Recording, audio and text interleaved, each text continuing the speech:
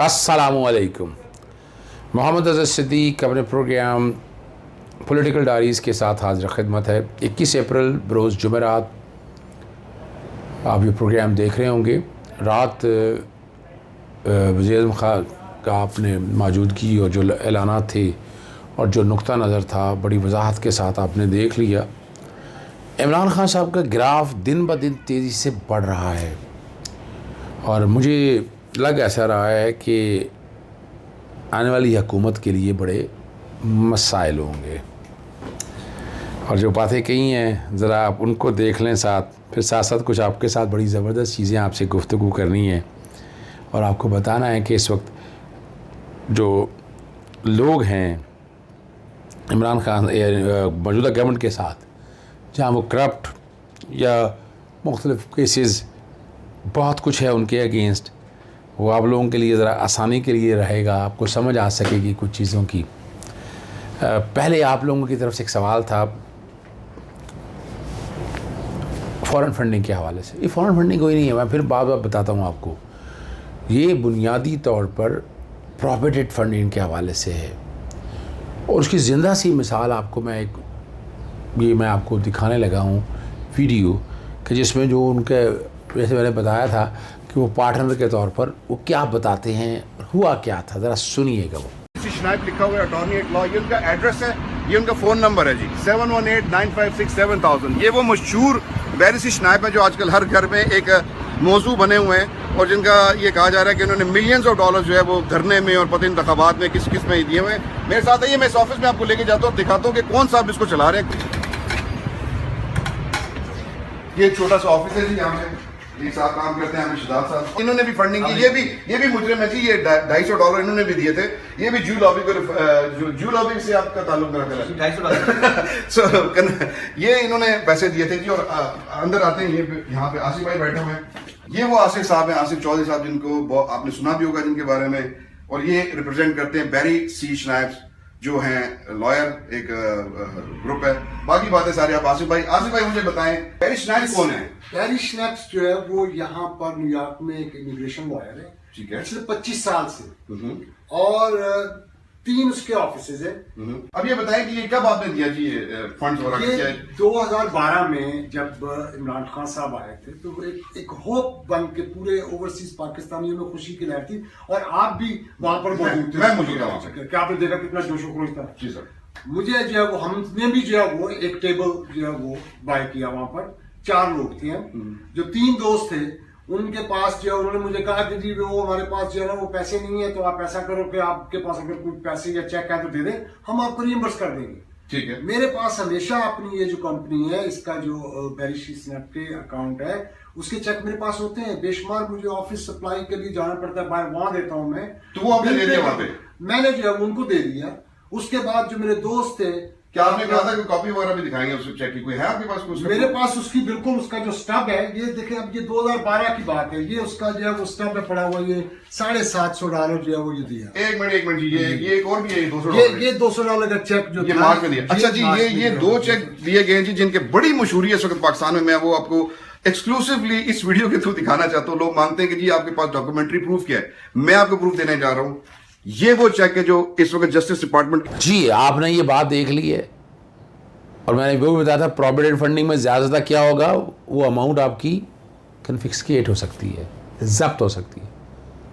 अभी तो election commission एक प्रोसेस कर रहा है ना, इसमें इंट्रा कोर्ट अपील फाइल कर दी हुई है अब तो पाकिस्तान तहरीक इंसाफ ने को 30 दिनों का, और वो ज़्यादती है सिर्फ तहरीक इंसाफ, बाकी सियासी जमातों को भी हो है ना, सिर्फ एक जमात को क्यों रखा जा रहा है? वो आर्टिकल 17 के कॉन्टेक्स्ट में बातें हैं और आर्टिकल 17 भी बैकग्राउंड पे चल रहा होगा, इसमें सियासी जमात और फॉरेन फंडिंग की मैंने आपको बार बार बताता हूँ मिसाल कि जैसे इमरान खान के अगेंस्ट ये कैंपेन चली है और वो उसी तरह ये लेटर गेट स्कैंडल के कॉन्टेक्स्ट में, और वो चीज़ें बहुत तेज़ी से आगे बढ़ रही हैं।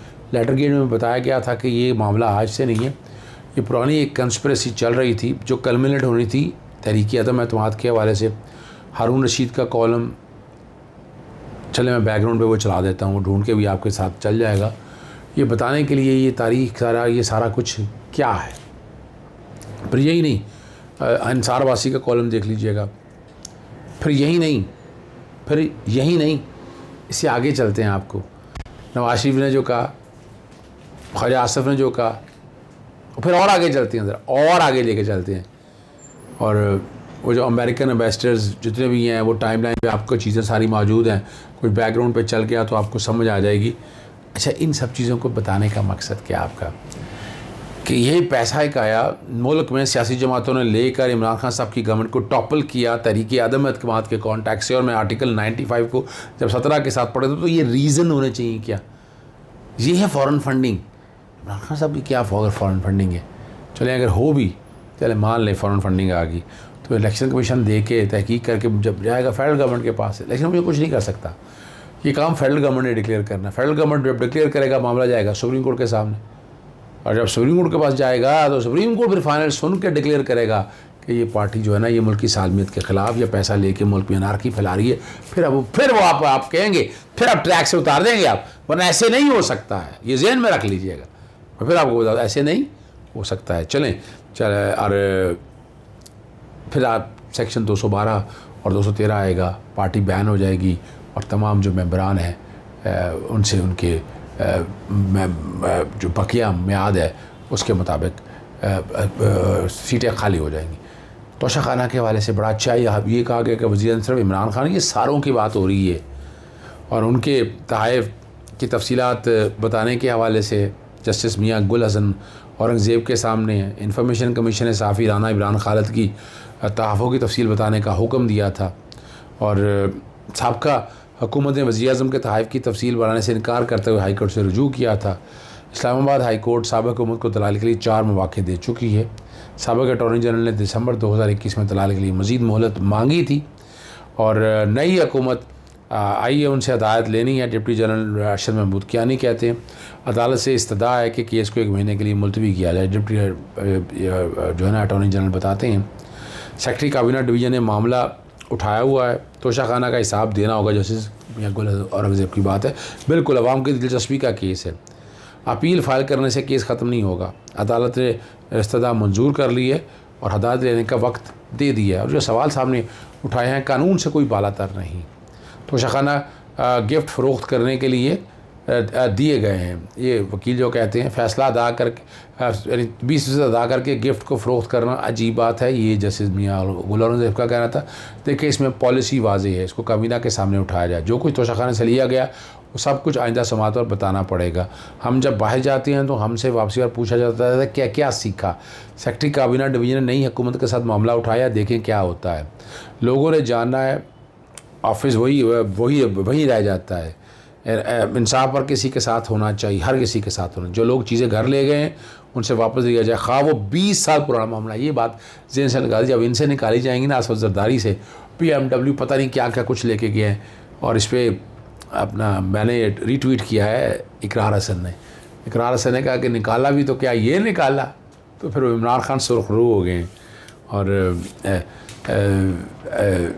यहाँ जो है ना जो बात आपको कही थी ओवरसीज़ के हवाले से, मैं बैकग्राउंड पे अपनी पटिशन वो चला रहा हूँ, जो मैंने काफ़ी काम किया हुआ है और मैं फ़ाइल करने लगा हूँ उस पटिशन को। और ये इलेक्ट्रॉन रिफॉर्म्स पर जो है ना वो काम शुरू कर दिया हुआ है। ये उनका कहना वज़ारत कानून के हवाले से।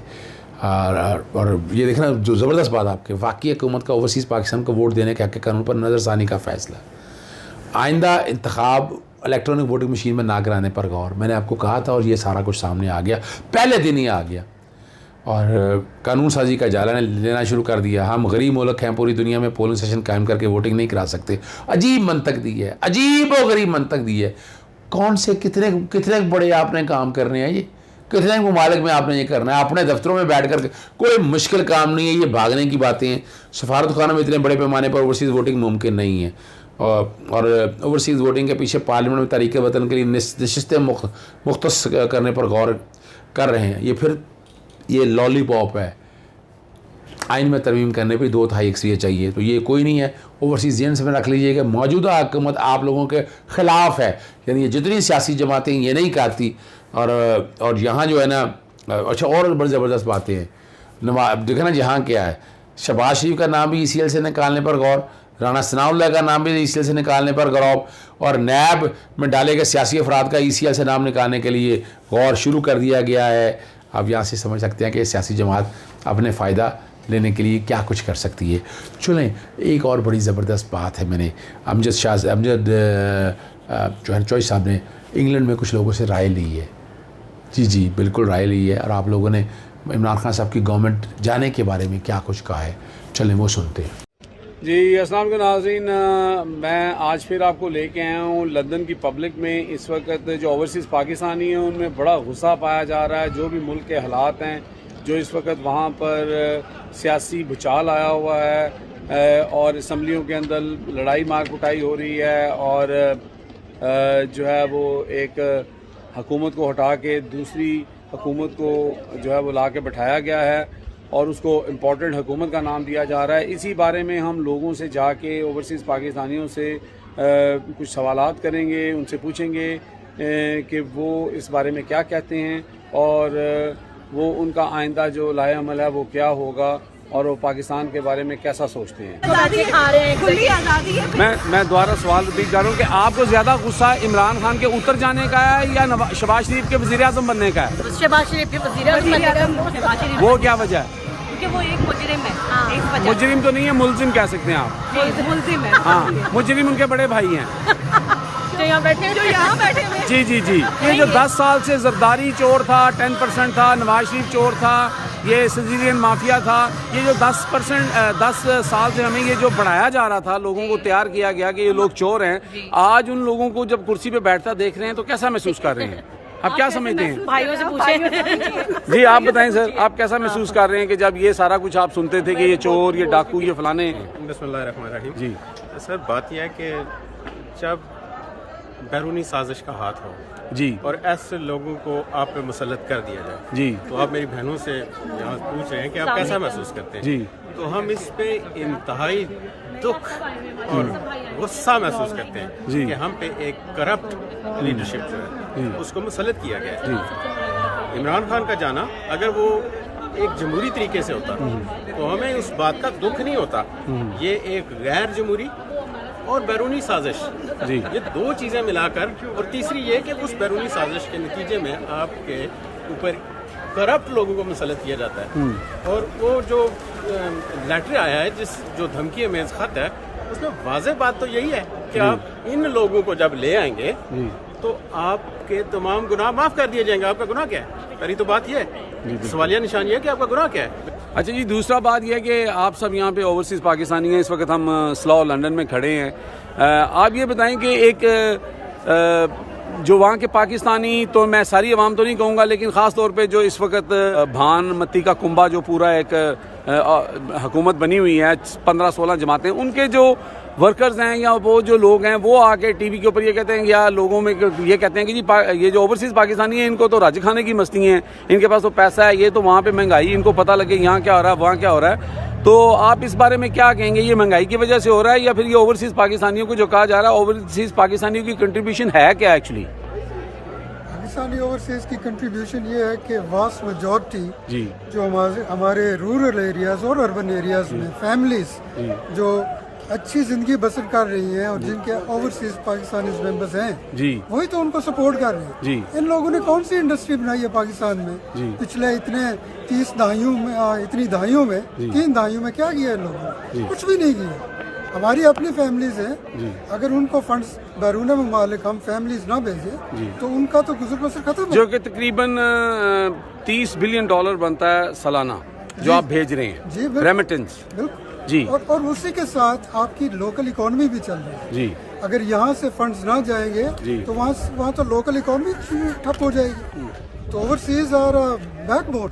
तो अभी ये जो कुछ लोग यहाँ पे, उनके मैंने बयानात सुने आया कि वो कह रहे हैं कि जी हम अगर ये करप्ट हुकूमत यहाँ पे रहेगी तो हम जो रेमिटेंस हैं वो जैसे बैंक के ज़रिए भेजते हैं और प्रॉपर लीगल तरीके से भेजते हैं, हम उस तरह नहीं भेजेंगे, हम उसका कोई और अल्टरनेटिव ढूंढेंगे। ये मेरा ख्याल ज़्यादती नहीं होगी?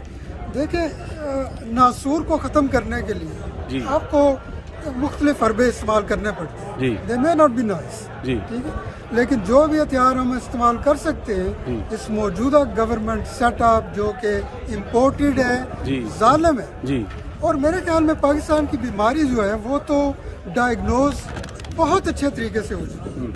वो एक कैंसर है और ये कैंसर फैल चुका है। और सबसे बड़ा जो हमारे लिए जो खुशकिस्मती है वो ये है कि इसका मेन जो है ना ट्यूमर वो आइडेंटिफाई हो चुका है और वो अलग हो चुके हैं। इसको पकड़ो और वो असेंबली में बैठे इसको हुए खत्म करो।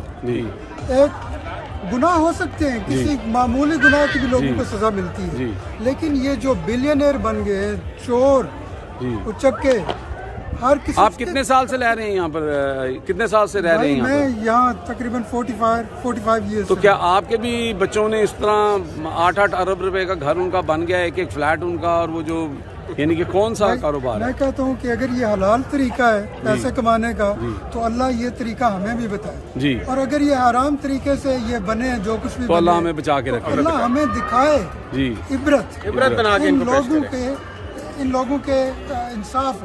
तो अभी आप क्या समझते हैं कि ये कम इबरत है कि जो यहाँ पर इनके बच्चे हैं वो अभी तक 5 से 6 जिम बदल चुके हैं, जहाँ जाते हैं वहाँ चोर चोर की आवाज़ लगती है? मैं तो कहता हूँ कि ये तो अल्लाह की तरफ से अजाब है इन पे जी, कि इन्होंने जो भी चुराया है उसको ये अपनी आराम और आसाइश के लिए इस्तेमाल भी नहीं कर सकते। इससे इमरान खान ने जो है ना वो इनसे जो उनकी जारादारी है वो ख़त्म हो जाएगी। तो इस सिलसिले में वो जो हमारा मीडिया भी है, मीडिया को तो आपको पता ही है कि वहाँ पर पैसे चलते हैं, तो जो उनको पैसे देगा वो बिक जाएंगे, वो मैनेजमेंट हो जाएगी। जैसे मरियम नवाज शरीफ साहबा कहती थी कि देखी मेरी मैनेजमेंट। जी, तो वो इसलिए जिसको जहाँ सिंपल सी बात है, तो पैसा फेंक और तमाशा देख वाली बात है। तो आप क्या समझते हैं कि ये जो पैसे इमरान खान को यहाँ पे ओवरसीज दे रहे हैं ये किस वजह से दे रहे हैं? असली हम ओवरसीज पाकिस्तानी जब से तहरीक इंसाफ के बनी है उस वक्त से इमरान को सपोर्ट कर रहे हैं जी, और ज़ाहिर है किसी बड़े जलसे के लिए आपको फाइनेंस की ज़रूरत होती है जी, तो उसके लिए ज़ाहिर है इमरान खान के पास इतना पैसा नहीं है। हम जो इमरान खान के फॉलोअर हैं हम उनको फुली फाइनेंशियली सपोर्ट करेंगे और हम पहले करते आए और फ्यूचर में भी करते रहेंगे इंशाल्लाह। और आपने ये बात की है कि इमरान खान ने अपील की है, उस अपील के 1 सेकंड में ही इतनी ज़्यादा क्यू लग गई थी कि अभी तक हमें क्यू में इंटर होने का टाइम नहीं मिल रहा कि ओवरसीज हमेशा सपोर्ट करते हैं, करते रहेंगे, खड़े रहेंगे।